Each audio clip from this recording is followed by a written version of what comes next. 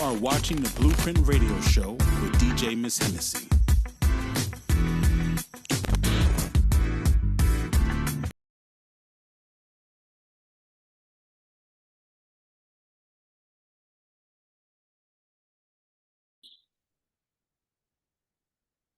Good evening, ladies and gentlemen, and welcome to another exciting exclusive interview right here on Miss Hennessy TV. I am your host, Maxine Johns, aka Miss Hennessy, and tonight I'm very excited to introduce this incredible woman. I've known her for many, many years. I've watched her meander through incredible spaces of music, entertainment, a little bit of TV presenting here and there, and she's also an incredible owner of this brilliant social media agency called DL Social.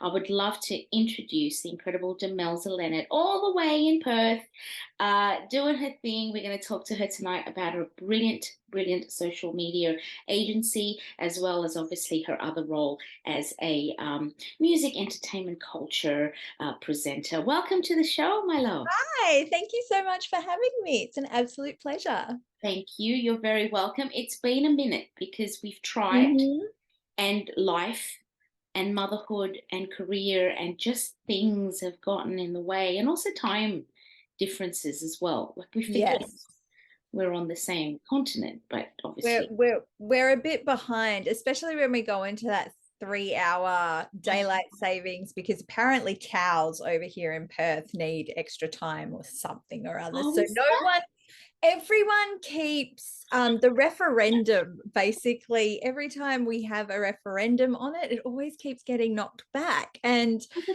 cows. Yeah, so the story is it's the cows, it's the fading of curtains. I actually think it's got to do with being on the same timeline as Japan and a few other countries for business.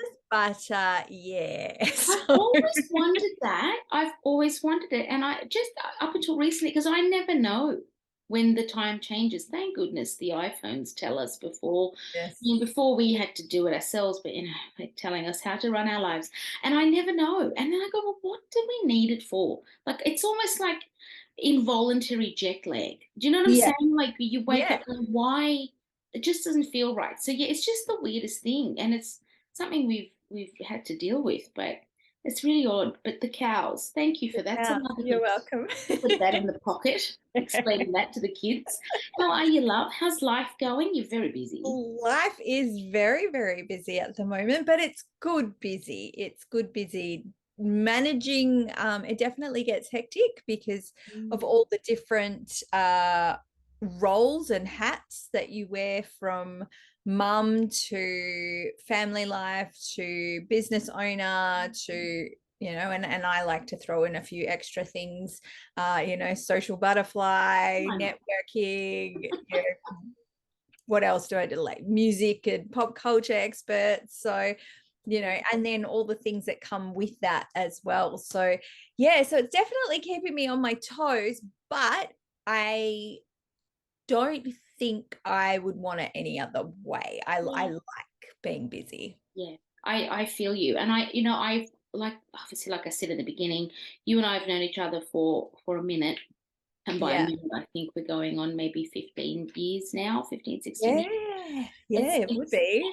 I still forget, that we're 2023, and I think 10 years ago was 1993. I know it's not, but I think that's where I stood still, right, in terms of music and just the vibe, and everything was right in the world. But yeah, we've known each other for a minute, and then obviously we met within the hip hop circles. You're married to an incredible DJ who is an awesome brother and peer of mine, DJ Scooby, and we obviously met in those circles. But you're a woman of your own, honey. Like, you've always shone, and you've always had that that extra kind of shine, right? So not only has it been the music and, sort of culture and entertainment side of things, but I think maybe in the last, what's it been with DL Social now? We're going on about 5-6 years? 8 years, actually. 8 years. So 8 years, November this year. Congratulations, because I remember and just interrupt me if I'm wrong, but I remember, I think yourself and your hubby were overseas, you were on a holiday, and I think you obviously great with your content posting, and I remembered you had some diaries, you were on the plane,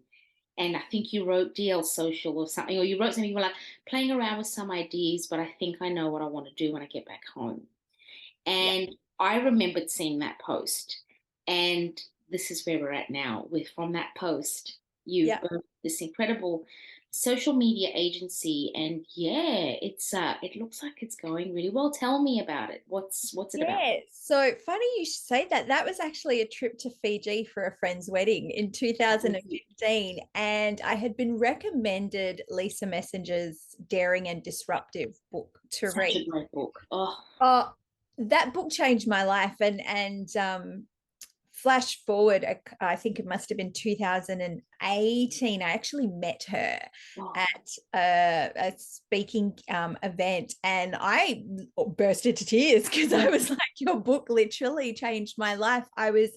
Um, I was in a very good role. I don't want to talk badly on the role that I was given because it was an amazing role, but I think I got to the point where there was no more challenges. yeah.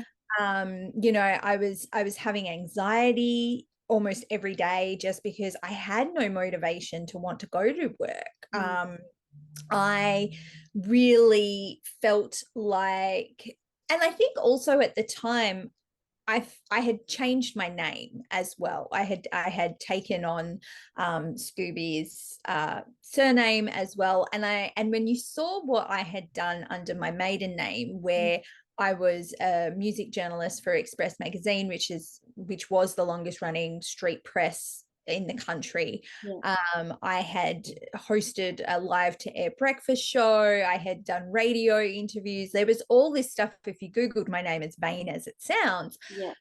But then under Demelza Leonard, there wasn't anything. And I really did feel that I had lost a sense of identity, Yeah. and just all this, everything that I had accomplished under Demelza Gowdy kind of was starting to get lost in cyberspace. And I also kind of thought as well, if I don't do anything now, I think at the time I was 35, 34 or 35. And I was like, if I don't do anything now, I'm going to get to 50 and I'm going to be, I wish I had done this. Oh, and we don't want those. Not at all. And I really thought, okay, I got recommended this book to start reading, and everything that she was saying was just Yes. hitting a nail on the head, particularly when it was discussing that fear of taking that leap. And so decided, okay, if I planned it out, what do I want to do? And originally it was just meant to be a social media consultancy. So we were going to, I was going to help retailers, and because I've worked in the shopping center space, in the center management space for shopping centers. And so what I saw was this real need for help for the independent owners of shops, Yeah. because they didn't have time to manage social media. They thought it was another fad, but Instagram was just growing and growing and growing at a very rapid rate. And then Facebook had been established for quite some time as well, and saw that there might be an opportunity there to take it. And I just thought, you know what, if I don't do this now, I'm never going to do it. At the time as well, we were trying to have a baby, and it was proving to be a little bit more difficult than we anticipated.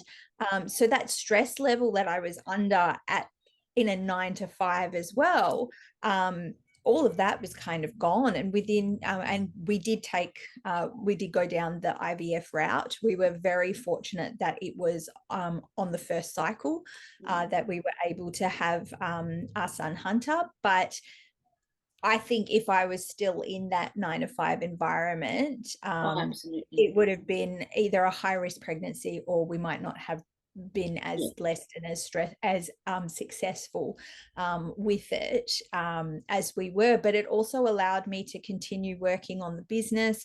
I was given opportunities to present social media to TAFE students, so TAFE students, I don't know if you guys have TAFE over Yes, in, we do. yeah, so got to coach them, got to run and mentor John Curtin students, which is a high school over here. So, you know, had these amazing opportunities, all while having a baby, and then being able to have be a mum at the same time. And the day I came back from maternity leave, we picked up 5 shopping centres for social media. And then it's just steadily grown from there. When COVID hit, we lost about 60% of our small business portfolio, but because we had the shopping centres and that communication, they stayed open and we had to continue that communication, we actually were able to kind of ride that wave. It's probably more difficult now with inflation and everything that's going on in the world. But not only do we offer social media, we now offer full line marketing services as well. So yeah, so what we found was some of our social media clients actually needed that assistance with emails, with websites, with offline marketing, so graphic designs for posters.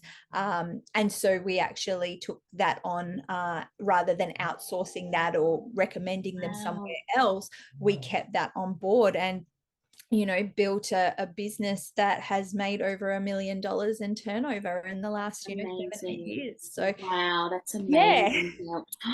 So listen, why, can I ask, because obviously this is, and I mentioned this to you before I hit record, but why social media? Like obviously for you, I mean, there's got to be an interest for you, for you to having done that, but was there a need for it, especially in Perth? Like, are there other social media agencies there? Like, what makes DL social, like, sort of so different? Because this is such a foreign, I mean, I'm on social media every day, obviously promote my own pages, you know, various pages and that, but like most people, and I've had to say, I've had to be very honest about it, because there's a vulnerability if you don't really know a lot about it. Like, you just kind of go, I know. But you know when you've hit a ceiling and on your own and you can't take it to the next level. So the next level to me would mean, you know, social media management. How do you know when you need a social media manager? How do you know if the posts you're making are just not enough and you need extra help? Those are the questions that I have right now for me with my brand. And you've known me for many years and you've seen my brand change and obviously everything that I do. But there's only so much that I can do organically for myself. I'm not a social media sort of, you know, creative person in terms of how to steer the pages and steer the brand. I just know what I know enough to get me to that point. So how does DL Social help with that? Is that something that people would come to you with to help consultancy wise? Okay. So there's a number of things that we do for clients. So we don't really have a shut door policy depending on your size of business or where you are. And in fact, a lot of the times when I do speak to potential clients, I'll ask them, you know, what are you looking for? Where's your business positioned? So that I can kind of gauge when I'm putting a proposal together. So I don't copy and paste proposals. I speak to a client, I determine what their goals are, I look at their industry that they're in and kind of determine, okay, well, these are the services that we can offer, and I'll offer multiple options. So it might be that you're at a startup, you don't necessarily have investors, you don't have the funding to be able to have a monthly retainer package for management. But what you can afford is monthly one-on-one catch-ups with a strategy to help you the first go. And then we catch up to make sure that you're on track with the strategy. So almost like think a business coach, but a social media coach. A social media coach. So Gotcha. showing you, the types of content that might work, what content is tracking in your industry or trending in your industry. And that's also like, should you be on TikTok? Should you be on Instagram? I had a client the other day, I put a strategy together for her, and I actually suggested Pinterest would be a really great opportunity for her because she wanted to target teachers. So really looking at what your goals are and who your target audience is. And then where are they best positioned? Are they on Facebook? Are they on Instagram? Are they on TikTok? And rather than saying, oh, you've got to be across every single platform, it's where is your energy going to be best used?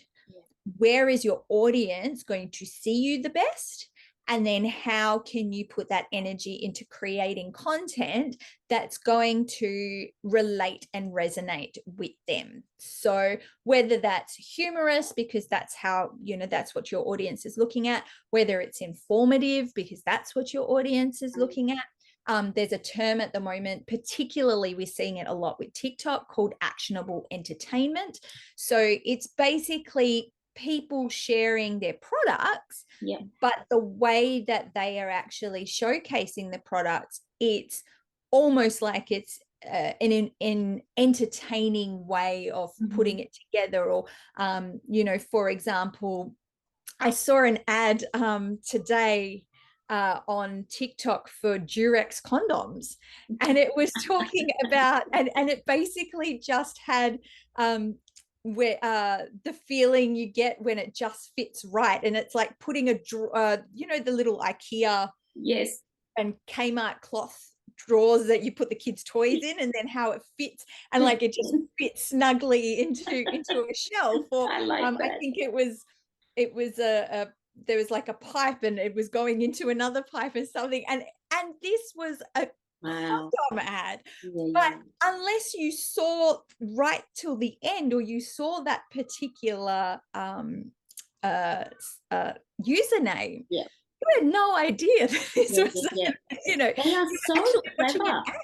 I've actually seen, because I've been looking, I mean, I watch TikTok just recreationally and just for the cooking and all of that kind of stuff, and some of the cool mum ones, but I have seen a lot of those sort of product placement things, and even some of the influencers, they've had to really work hard for their money with some of the ads that they kind of do, and you can really see why a lot of them trend. Like, how funny are they? How can they break out of their little comfort zone?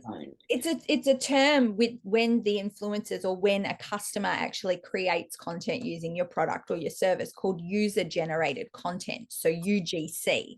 And so again, what it does is it actually gives a testimonial and a review, which then builds credibility in your brand.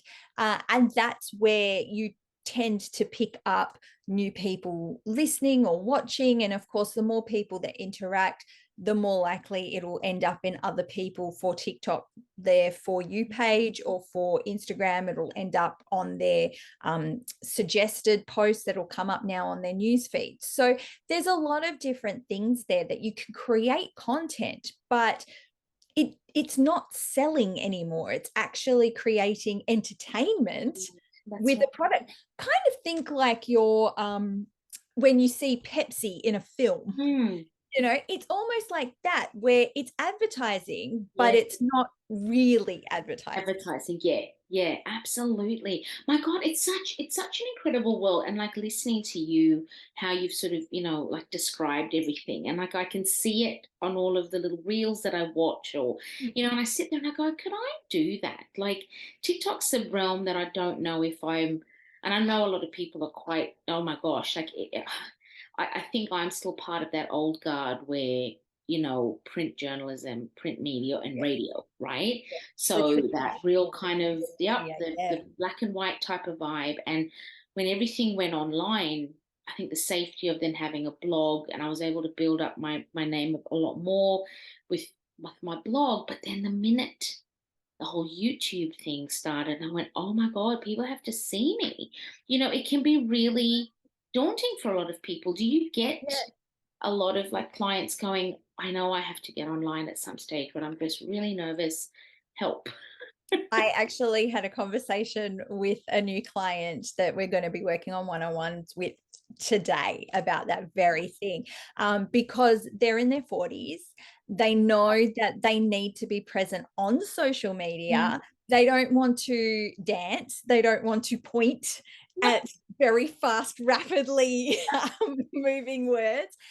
They want to still remain authentic. Yeah. And there's a lot of ways that you can do that. It's just you've got to find where your niche is, what makes you tick, and then looking at how can I create that content that does that. There's a term that they use for people like us that have reached, maybe who Seasoned. were around Demelza, seasoned. the seasoned, yes, called geriatric millennials. Oh my God.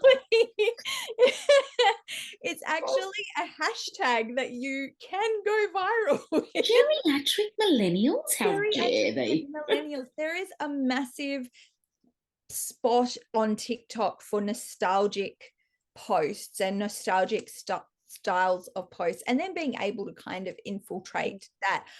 For example, like I still like to test, because of the music and pop culture side of things that I do. I'm a music presenter on a show that airs on Foxtel every week as well. And what I found with that was, if I do something that might take people back, one of my little segments was a song from I-15 called Lost in Love that came out, I think it was like 2007 or 2005, the song came out, and I put it up, and whilst the numbers are not huge, it's one of my highest trending, highest engaged posts, because people were like, oh my gosh, I forgot this song. And so I've started to look at, okay, well, what can I do that brings in that nostalgia, but then also showcases that new music element, or the news that I do on this. So I kind of keep TikTok more for my music and pop culture side of things, as opposed to social media and marketing, because that's my unique selling point. For me, one of the reasons why I DL social on Instagram, when Instagram was still in chronological order, when it grew so rapidly, and in fact, one of the reasons why one of my staff members actually sent in a letter to try and become an intern with us, was because of the way I was using song lyrics and pop culture references to explain different things that were happening in social media and marketing. So, for example, I had a post, and I actually had a guy in America message me about it when he saw it, where it said, instead of these are my confessions, so Usher, I put these are my impressions, and then actually went through what the term impressions meant for social media. Wow. And people resonated with that, talking about your target audience and your demographic when it comes to age. I use Blink-182. What's my age again? Those types of things that I knew people would grasp, and it just broke it down a little bit more. And I find that, by being able to find that element, I found my kind of unique self, but I was able to be authentically me. And going back to the original question, it was, you've got to find your little niche, watch what's out there. Is there something that you can do to kind of fuse yourself into that? Or is there something different that you can then bring to that table? And the other beautiful thing is there's things like CapCut. There's templates that you can copy from TikTok and Instagram itself, where all you have to do is go through your camera roll, select the videos or pictures you want to use, and it just adds it to the template yourself. And you don't have to sit there editing and cutting. Because I think that's the thing too. I mean, obviously, creating content, it sounds so much fun, and it sounds, oh my God, I have a hoot. It's not. It's a hard thing to do. And I have a friend who creates TikToks, and he was saying that sometimes his videos take 7 hours yeah, I believe that. I to put believe together. that because I mean, you know, and I've followed a couple of really strategic influencers over the years, just because of, you know, what they've said has resonated, or I like their style, I like their messaging. Not everybody, you know, wants to follow the same person all the time, but there's reasons why a lot of these people have so many followers. And I've often sat there going, you know, when they've gone, oh my God, I'm just going to film content today. And it just sounds so, oh, I'm just going to do this today. But it's literally like they can be at home doing it the whole day just to get that little 3 minute, you know, and then the editing that's involved. So I think that's another thing for me when I think about it, because I've been playing with the idea of, you know, taking my brand and putting it just to sort of get that new audience, right? Yeah. But I think it's the age thing, and it's the, oh my God, like, you know, my son is starting to, he's on TikTok, like he's not on it, but and I go, oh my God, my kid's gonna, it's all of those things. How do you overcome that? I think there's a number of things. An idea, the light bulb went off for you just as you were talking. So with TikTok, it's vertical content is what works really well. So you could even do something like a lot of the podcasters do, where it's actually focused on that native video content.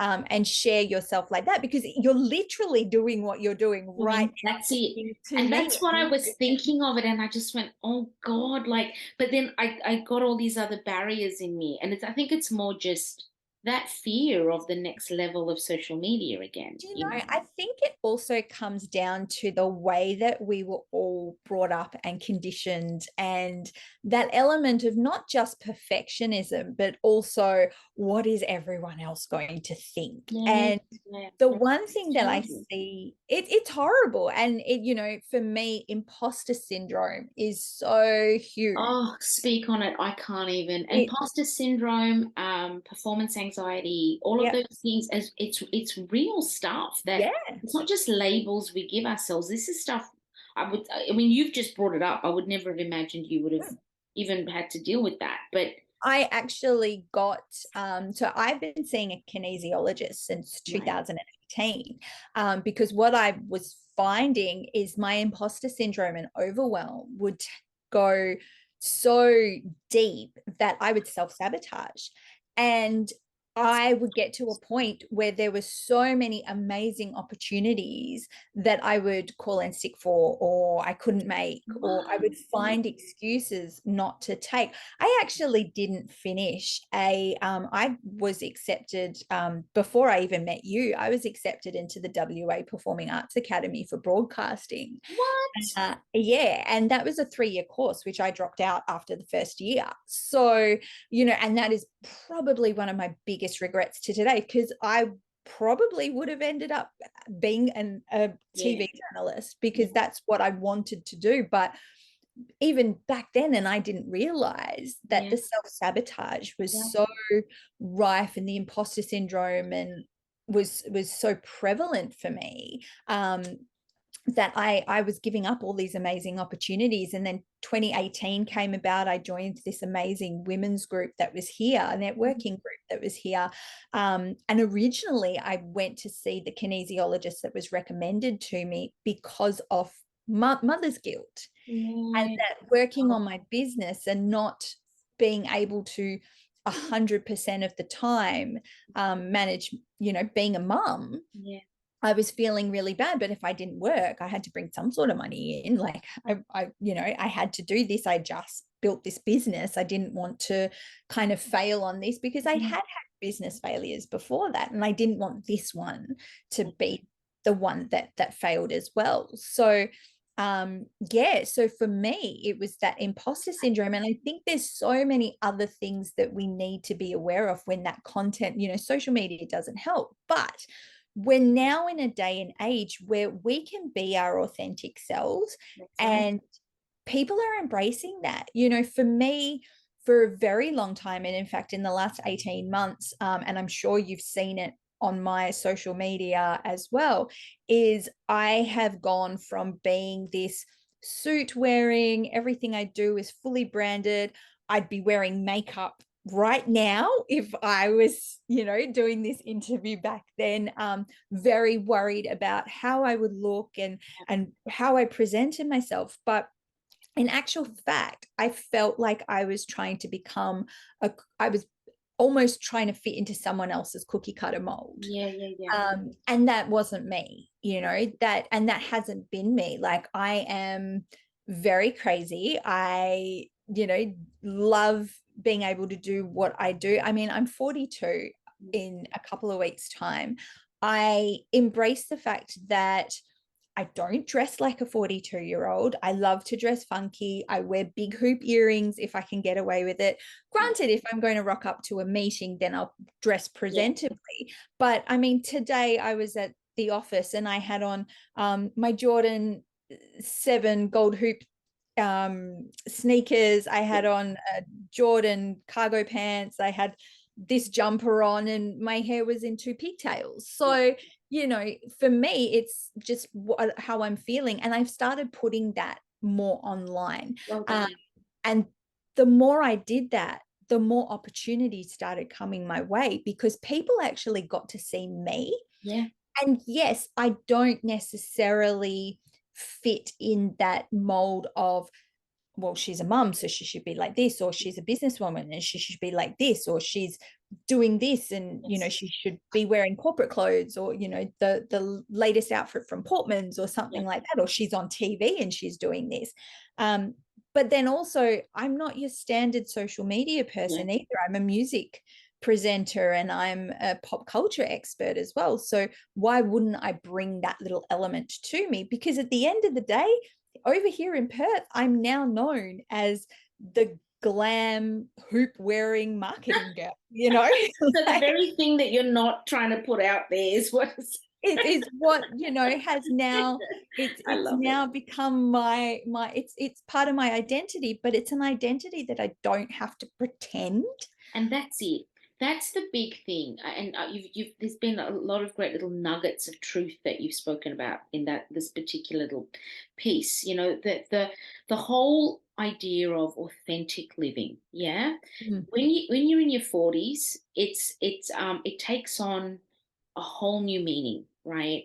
I'm all about like authentically, just authenticity, speaking, living, breathing, the vulnerability of even being in these spaces, right? To be able to push forward, even if you're uncomfortable, even if you feel it's not your space, you know, just doing it with the purest of intention. And wherever it lands is where it's meant to land, right? I've had, probably like yourself, the worst battle with imposter syndrome, I think, for most of my career. And I've been in this industry for 25 years. And I've started when not many women were in you know, the hip hop community here. And in fact, you were one of those that I aspired to be like and looked up to, because you were setting so many benchmarks in an industry that there wasn't women, let alone women who were writing for music magazines in this country. You know, yourself, Simone, and what Simone has done as well. Like, you guys were kind of setting the way for so many of us. And then you take what you guys were doing in Sydney and you put that in a place like Perth. And, you know, and that's the other thing, is look at what we had to come up against. Seriously, like so much. I mean, you look at, you know, obviously this year, you know, celebrating the 50th, you know, anniversary of pop, and all of these people that, you know, we've all kind of come up together, right? Like, whether it's been here, Melbourne, Perth, Brisbane, wherever, right? Everybody that's represented the hip hop community now is obviously what we're talking about. And, you know, I haven't always really time stamped it, right? But at some point, you do look back on the years and you go, well, with all those years under your belt, you'd think it would make it easier to step on a stage and still DJ to this day, which I'm very glad that I still do. Might not be big arenas or big clubs anymore Yeah. because, mum of two and, life and also being a little older, it's not the energy that I want, but I still Yeah. enjoy DJing. But do I get nervous before every gig? Absolutely. Whether it's DJing a kids' party, a kids' disco, a corporate party, or just the resident club that I kind of do locally, which is not a club, but there's still people that come every week to hear good music. 1,000% the nerves are there. I've had to translate that now into the nerves keep you honest. And it Yeah. makes sure that you're on point to be able to keep doing what you do. I had a lecturer actually say to me that if you don't have the nerves, it's no longer the thing for you to be doing. Well, there you go. There you go. And I used to sometimes think the nerves were going to eat me up inside, right? Before I would get booked for these really massive gigs, like 800 people. And I'm like, I shouldn't be doing this. This isn't for me. This is for the other DJ, or, Scoops could do that, or, Beast Mode should be doing that. And Yeah. my husband would always remind me, no, but you're doing it. And you're Yeah. doing it because you're supposed to be doing it. And it was only until he'd say that would I then go, yeah, yeah. But when I'm being booked for the gig, absolutely, Miss Hennessy do it. Absolutely, I'm gonna, and I come with that. But the minute I have to step on that stage, like that's when that imposter feeling. I'm like, oh God, Yeah. this isn't me. I shouldn't be doing it. And it was so debilitating that, It's like you, I'd want yeah. to run and hide and self sabotage. Yes. So, how do we overcome that? I found that finding my people that I Yeah, could be with who accepted me for me, yeah. and really kind of getting to a point that if someone unfollows me because I stuck up a reel because I felt like singing Mariah Carey's Hero one day, like Yeah, that's on you. That's that's not it. on me, and life is very, very short. I learned at a very young age, like my dad passed away when I was 20, turning 21 from a sudden massive heart attack. Oh, wow. I'm And so sorry. so, yeah, like whilst that, that has definitely, I think it gave me the kick up the backside I kind of needed. Yeah, That yeah. the worst thing that anyone can say to you is no, and why should I and anyone that says anything worse than that, Yes. that is a reflection of them, and you don't deserve that toxicity. That's it. And I think that's also, putting stuff like that on the social media side of things, putting yourself out there, Mm. it takes a lot, like especially if you're not used to putting yourself out there a lot. We've got to realize as well, social media is forcing people who are introverted to put themselves in a way that is exhausting for them. It is Absolutely. exhausting. And that is where, if people don't get you, if people don't like you for who you are, if they're not following you for whatever reason, if they unfollow you because, I've had a ton of people unfollow me, and I make jokes if I wonder which story it was that actually made them click the unfollow. Honestly, they unfollow people for the weirdest thing, because I noticed that too. I don't have like because I guess I have a few different pages, but my personal page is obviously where I do a lot more of my sort of personal posting and stuff like that. But sometimes the business bleeds into it because you're trying to create that sort of traffic. And I have noticed a couple of the numbers drop, and I go, and especially when I've proposed up with take care of yourself. You've done enough for the ungrateful. 1,000%, because that's how I feel a lot of the time. 25 years in an industry, and you've worked hard, and you've sort of built a lot of people up, and it's supposed to be a supportive community, and you look up sometimes, and it's not very, but you're still there, and you're still supporting, you're still pushing, and people get Hollywood real quick. I'm sure you've noticed that, Yeah. and you Yeah. kind of like, wow, but my heart hasn't changed. It's still the same. And sometimes you just go, man, fudge this. I'm just putting this up because that's how I feel today. And if you don't like it, it's my page. I don't care, Yeah, right? follow, yeah. People can get really vindictive and really nasty out there. So when I, obviously when I see somebody like yourself, you've always been very positive, very professional, um, really articulate about your business and about your passion and your vision, and you're in the world of social media. To hear you say that tonight, man, that just puts such a huge sort of spin on how we look at each other, right? Mm. Um, that imposter syndrome thing, I'm sure a lot more people deal with it and don't really talk about it. There needs to be a lot more honesty around that, I think, because there'd be so many people on social media that would suffer with it.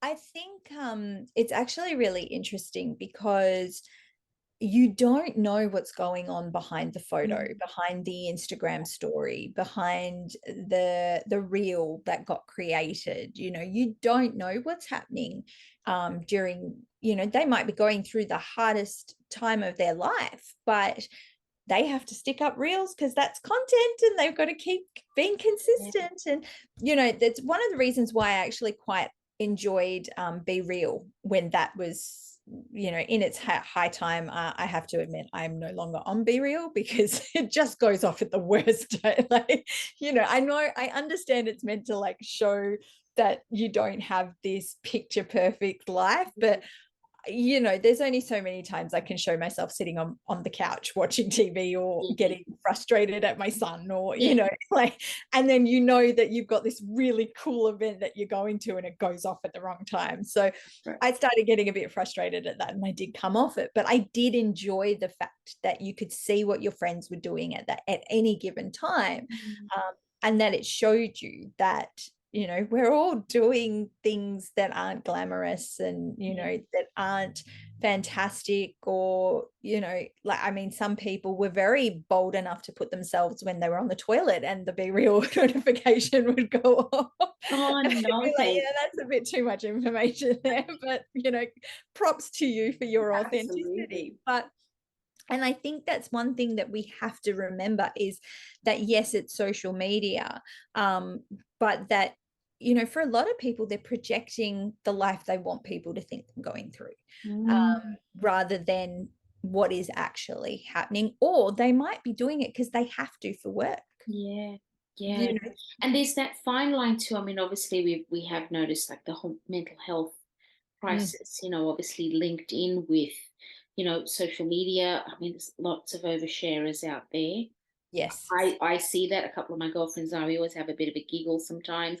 We go, why do people have to share all of that? Like what there's no element of illusion anymore. But then again, we're not living our lives on it. There's only a certain it's like a component of mine that, I obviously have to share a lot of in terms of the promotion side. But the mental health link to social media, that has that altered the way you operate your business? Like how do you I used to compare myself a lot to other people. A lot of the time I used to be like, oh, this person's doing this and this person's doing that, and that's where my imposter syndrome would just kick off. Like I feel like the feeder, isn't it? It really is. And now there were two things that I started doing. It was anything that I find doesn't give me joy to watch on social media, I unfollow or I mute.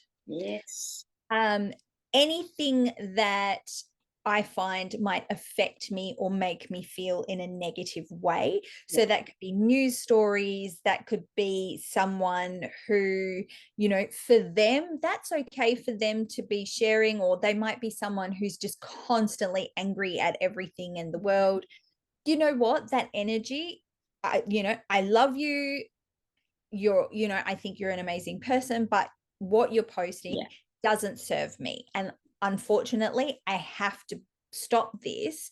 I won't say who the family member is, but I have a family member that I snooze every 30 days because their posts are just very depressing. Yeah.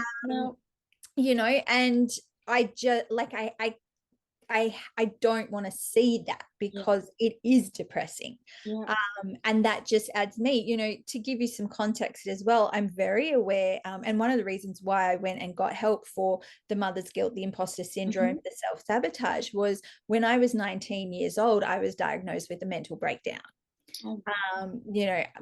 I had a lot of things that were going on, both from a family side of things. I come from, whilst my complexion probably doesn't show it, I come from an Anglo-Indian background. So, very strict parents, migrants to Australia. So they were finding their way with I'm the eldest daughter as well. So, an 18, 19-year-old who was very Australian and going out clubbing, and the clubs that I was going to, they had a bit of a stigma for, taking illicit drugs. And whilst I never, ever did any of that, my dad's hearing stuff from the guys at work, or my mom's hearing stuff from the girls at work. And it's like, oh no, she should be going to that club because that. And so whilst it came from them from an element of care, it was also helicopter parenting to an 18, 19-year-old. And then there was issues with a boyfriend at the time because, welcome to teenage life. Why not? And all of that just got too much for me. I got to a point where I just didn't want to be around anymore. I felt like no one was actually listening to me. And one day I just snapped and was diagnosed with a mental breakdown. So I was on medication for a year, which basically affected my nervous system. I think it was about 3 years afterwards, where going to sleep, my legs were literally like shaking myself to sleep. Gosh, Mels, I have no idea. Yeah. So I went through all of that. And then sadly, 18 months later, like everything got better. And then 18 months later, my dad passed away. So again, that was another hit to the system. But for me, I told myself with that medication that if I could get myself well enough to come off that medication, and I could use support groups and talking to the people that were going to help me through that, and surrounding myself with people who were going to be my people through that, I never, ever wanted to be back in that situation ever again. And I'm very fortunate that mindset helped me not be back in that situation. And every time I saw myself heading down that path, I either got the help or I told someone close to me, in this instance, it was Scooby, like, this is how I'm feeling. I might feel down for the next couple of days. Just be there for me.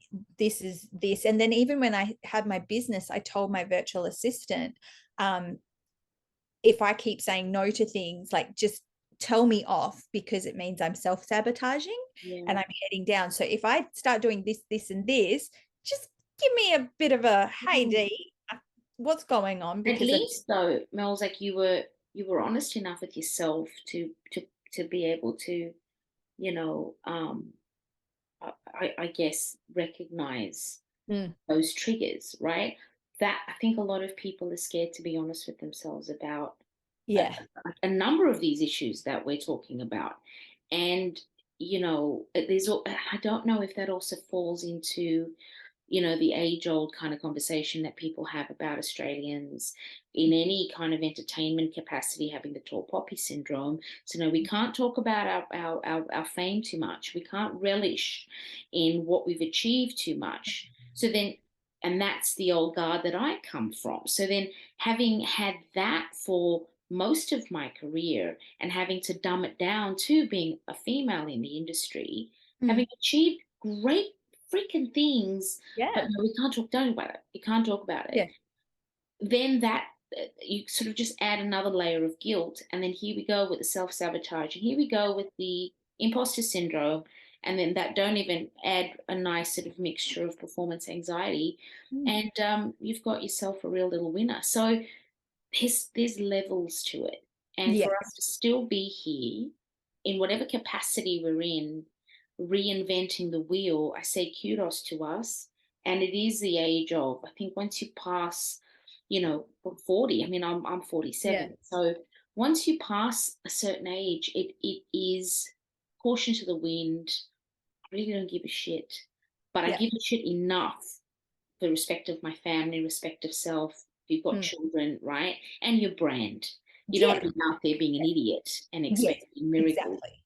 But it's like a little minefield. Mm. It's like a mental health minefield if you don't go about it the right way. That's exactly it. It's really just accepting that sometimes it's you're going to come up against hurdles, that life isn't always going to go wonderful, wonderful, wonderful, wonderful. I always find, whether you believe it or not, that my life tends to go upside down during a Mercury retrograde. And I actually had one of the girls that work in the same office building as us actually say, she goes, "You're always blaming Mercury retrograde. Like, how many times a year is it?" I was like, "It's 4." Whenever my stuff goes belly up. Yeah. And I basically, I was like, I could be fine, I could be smooth sailing, and then I'll look at the clock. Like, I mean, my son and most children tend to go crazy around a full moon, and that's where I was like, Yes. hold on, what's the moon doing? Like, it's a full moon, and like, I'm not totally into that woo-woo type of stuff, but I have found that every so often I'm like, there's some things that just don't make sense. You cannot control it. And it might just be that the universe or Mercury is going backwards, and it's just everyone's just lost their marbles. Yeah.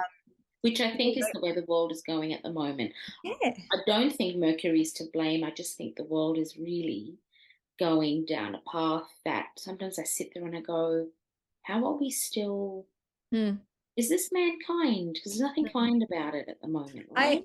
I feel that we started heading in a good direction, and then, and without getting too political, I feel like people who could make decisions started going back to very archaic thought processes, because that's how they were brought up. And we're here in this limbo of Generation X to an extent, definitely millennials, Gen Z, and now Gen Alpha. We're the ones who are having to pick up the pieces. And unfortunately, it also means that there's a lot of things that it's hard to cope with. Really, it's really very is. hard. And parenting is, oh man, it's a different animal. I my eldest son turned 14 this weekend. Oh, wow. Yeah. And then I've got the little one who's 6, and Yeah. I look at my two boys, and I go, right, doing great, really like thriving, happy, just doing their thing in this world that sometimes you just don't want to share them with the world, right? But you'd be like doing the greatest injustice if you were to keep it like that. But it's just it is really challenging to be a parent today. To give you some context, a fellow mum of a little boy, a little girl, little boy, I think the daughter's 2 or 3 years older than her son. Her son's the same age as my son. And she said her daughter, so this was a few years ago, her daughter was in year 1, so 6 years old. And she said, girls today and the things that they're dealing with at the age of 6 and in year 1 is what we dealt with at the age of 11. Yeah. Yep, I believe that. Yeah. And then you look at them at the age of 11, and they're potentially dealing with what we were dealing with in 18, 19. Yeah.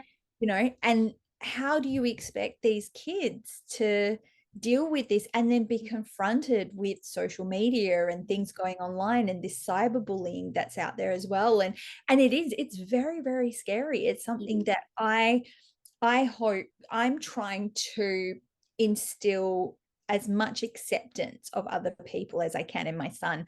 Already he's kind of shown it, where he's stuck up for some of the girls in school when they've been, the boys have just been a little bit little boys, you know, they tend to kind of be a bit mean every so often.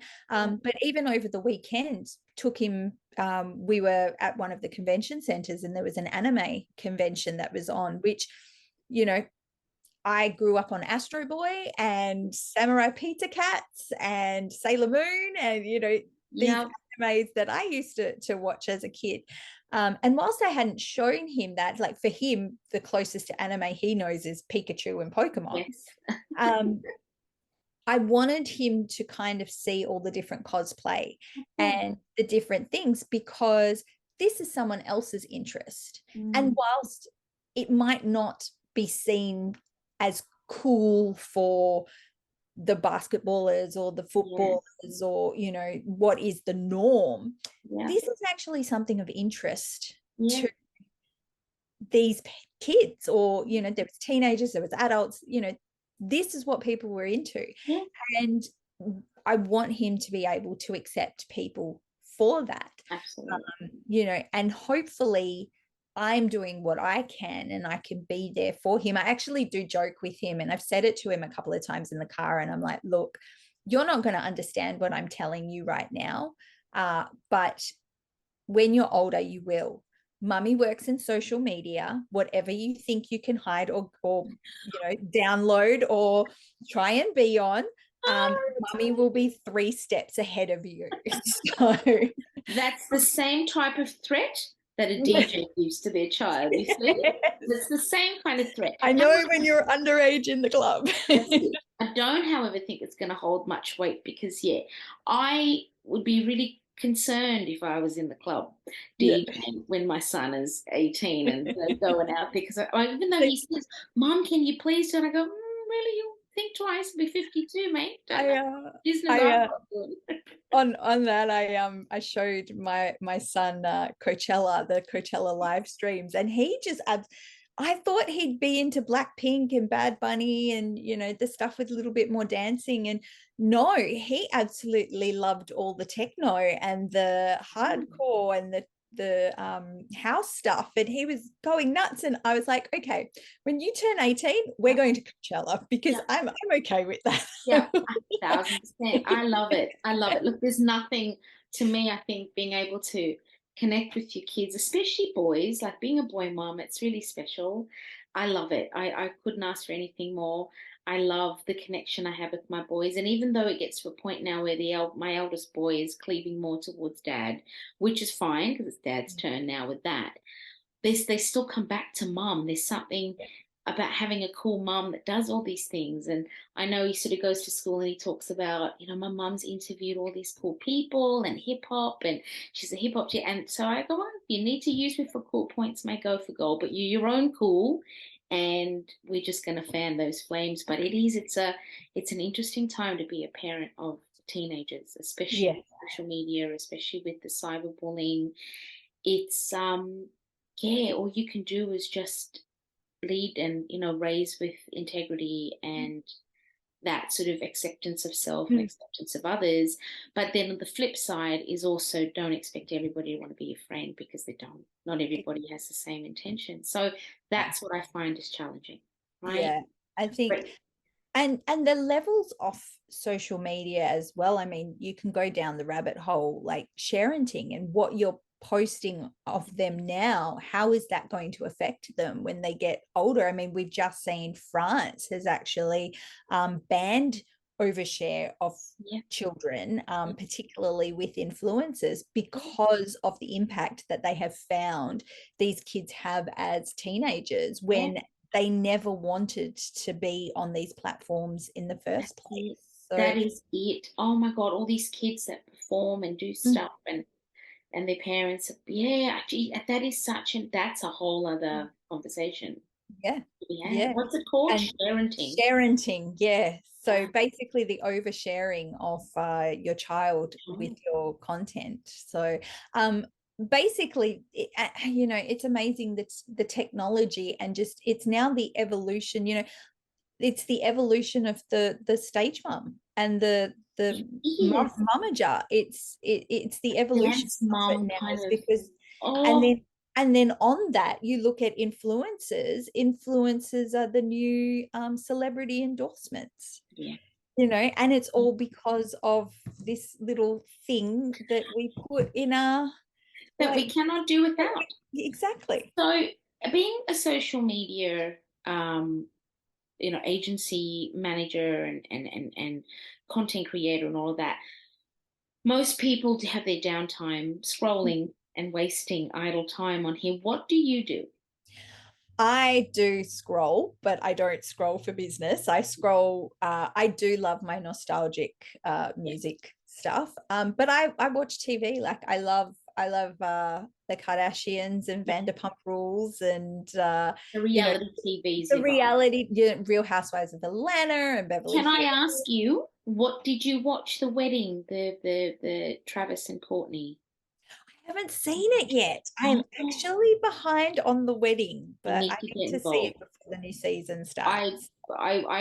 I knew it was going to be, there were some cringe moments. I Yeah. can't cope with the constant this stuff. Like, Yeah. I can't, but I know that's their vibe, that's their love language. But it was an interesting watch compared to the previous, like the Yeah. Chloe's wedding and obviously Kim's weddings and stuff like that. It was different, and I Yeah. think that's what probably, for the fans of Courtney and Travis, I think that's Yeah. where their strength lies, is in their difference and in their uniqueness. But it was a lot. There were Yes. moments where I went, I I can't. have heard it's very cringeworthy. Yeah, I haven't seen it, but yeah, so I watched that. I watched Gogglebox. Like I love yeah. watching Gogglebox because that kind of shows me, are there any things that I Yes, should be watching?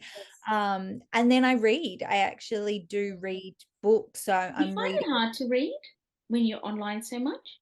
No, I actually find I can probably do like a chapter each night Yes, and yes. finish it off that way. I can't do the binge No. reading, but it's just like I can't do binge watching unless it's something that's really got me hooked. Like Mm. what's the show? Sex Lives of College Girls, the Mindy Kaling show on HBO. Oh, Brilliant, brilliant show. Very well written.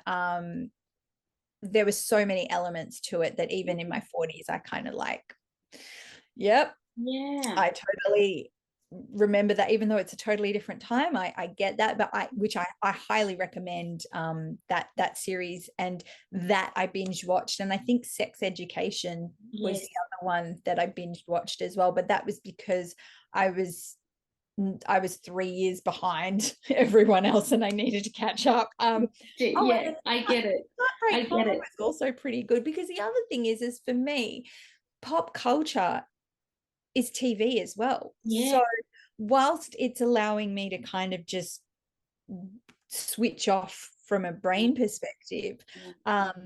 it's allowing me to kind of just do what I love, but then I'm picking up on these things that I can potentially use down the line, or I've watched what everyone else is watching, or I've been able to comment on certain situations. Like the new Bridgerton is out, I think, this weekend. So I've seen. I might haven't seen it, but might I've not seen the see trailer. me online for a while if I'm binge watching. If it's any good, then I might be binge watching that.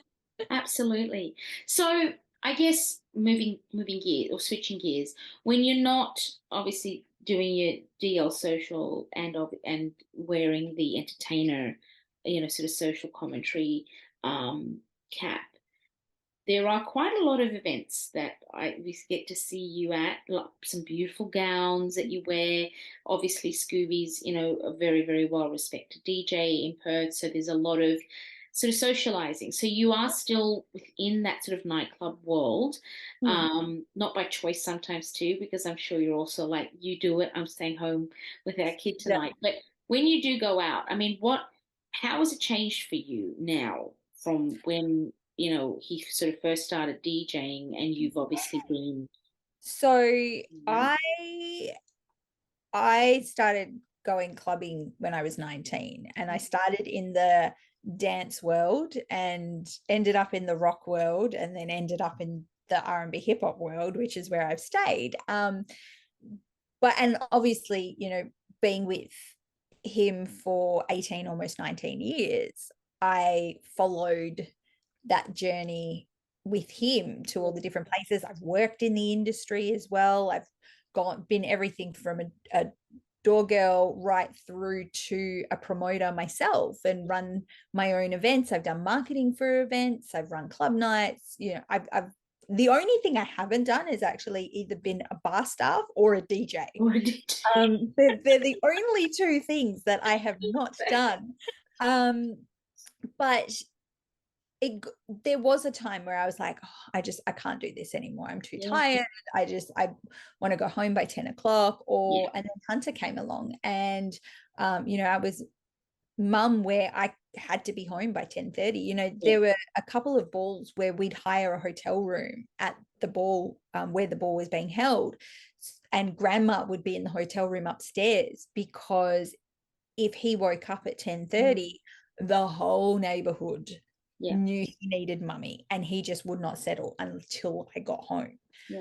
And there were a couple of times I had to leave like halfway through dessert because he can't be settled, and I'd have to get in an Uber, and and by that time I was stressed. So we used to have a hotel room, and I'd just run up, settle him, and then come back down, or I'd stay up depending on how I was feeling.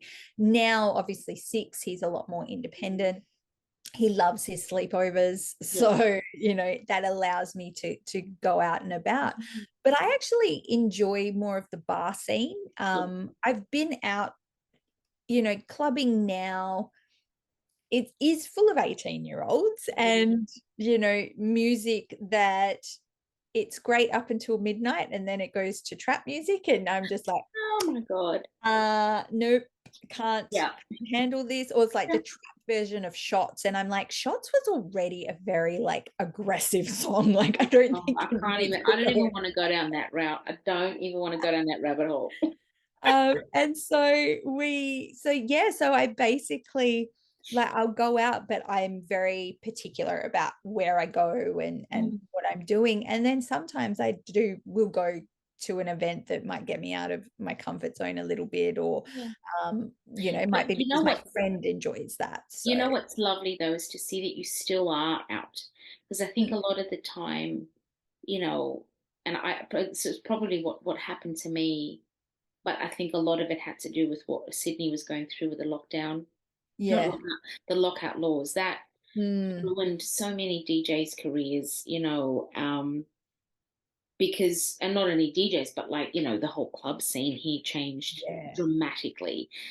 But for me, I think at the time I was pregnant with my second son, and being 40 and pregnant was very challenging at the time already. So I knew that was my bow out from the big clubs. Obviously Red Room, the Carter, all of those kinds of things, where it was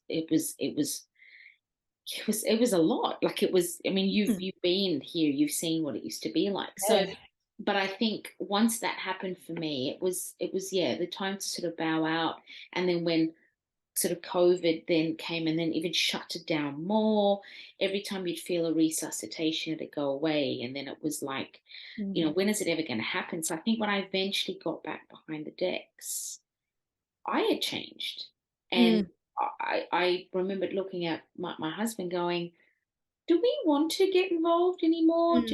Is there a need to? We've got 2 kids.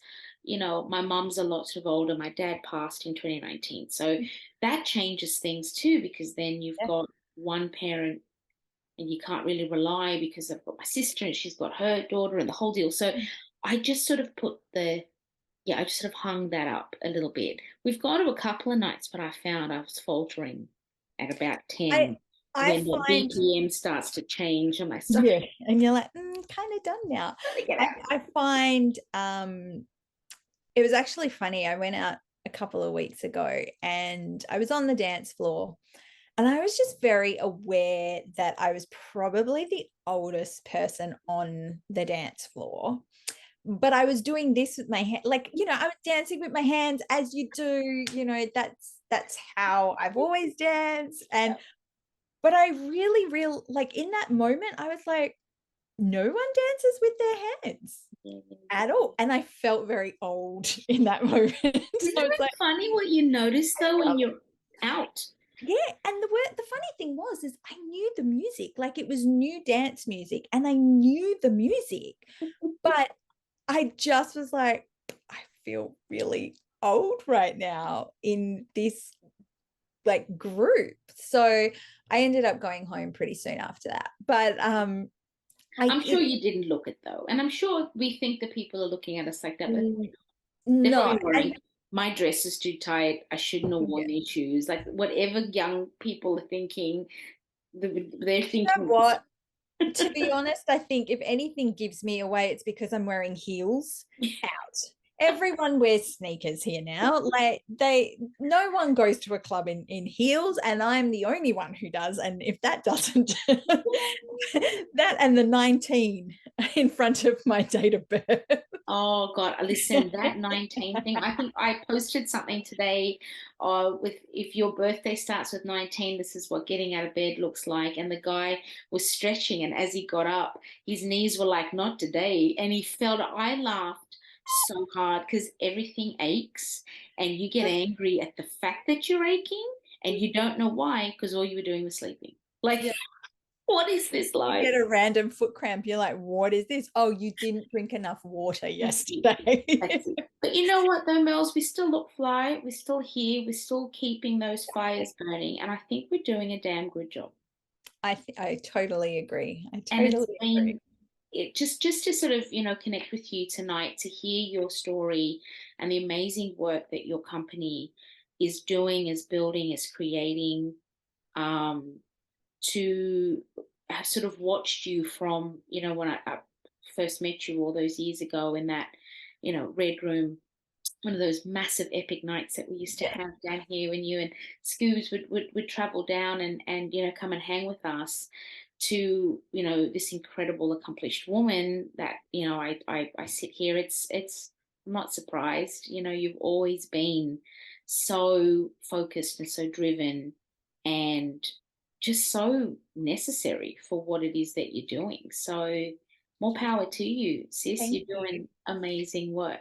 I appreciate that. Thank you. You really are doing amazing work. So where can people, let's tell people where they can find you, find your business. Yeah. What is it that what would you tell, do you have maybe 3 tips that you could throw out there to anybody that's wanting to start maybe, creating content, getting their stuff a little bit more up to par? What would you? First is give yourself time to actually see what content is being created. So, and really watch it. Don't just watch it because you're scrolling, but watch and see, how are they making this? Are they, how are they cutting this, or what type of imagery are they using, or what are they doing? Secondly, if you've got an opportunity, take a selfie of yourself, or take video footage of somewhere where you might be, or with you in the background. If you go to my Instagram, my personal Instagram page, or my personal brand Instagram page, I've got a reel up at the moment, which is the 30 if your life was a 30-second trailer, and it's literally footage that I've filmed myself, and I made a conscious effort to film more so that when those little elements kind of came up, I could create something with it. And I'm actually quite happy with the way it turned out. It actually makes my first part of the year look kind of fun. But so definitely, create that content for yourself, look at what other people are doing, and then give yourself 10 minutes, if not every day, every second day, where you engage with other people. So you like their page. You don't have to like their page. You might like a post that they've written, comment on their post. Look at the people you're trying to attract to, if it's a business or to your personal brand, and engage with them and reach out with them. Those are the types of things that will help grow, and it also puts a person behind your social media. So those are also the things. So that's probably my 3 top tips that I would recommend to get started. It's none of them will overwhelm you. It just gives you an idea to see what's being created out there. Yeah, fabulous. Well, those are great tips, and I think those are some tips that I might look at myself for maybe elevating my brand to the next level. And I think too, just maybe swallowing that sort of inner fear voice that I have about I don't have no place on TikTok, because I know I do. It's Yeah. just about creating it with the right intention and not feeling like I'm in that sort of pressure cooker of comparison, because that can really swallow a person up, right? Definitely. And the minute you feel like you're getting to that, just switch off or unfollow those people that you're finding that comparativitis, I guess, with that. And you can always follow them back when you're in a better headspace, but just whilst you're finding that you feel like you're not being it's not good for you and your soul, you just don't follow them in that aspect. You got to listen to the gut instinct, people. You got to listen to the gut. Demelza Leonard, DL Social. Definitely Google her. You can find her on social media, DL Social, and definitely follow, reach out if you need any sort of support. And her wonderful team will be there to help you navigate the waters of social media in 2023. Thank you, my love, for your time tonight. It's been an absolute pleasure talking to you. So much. Thanks for having me. Anytime. See you later, sweetie.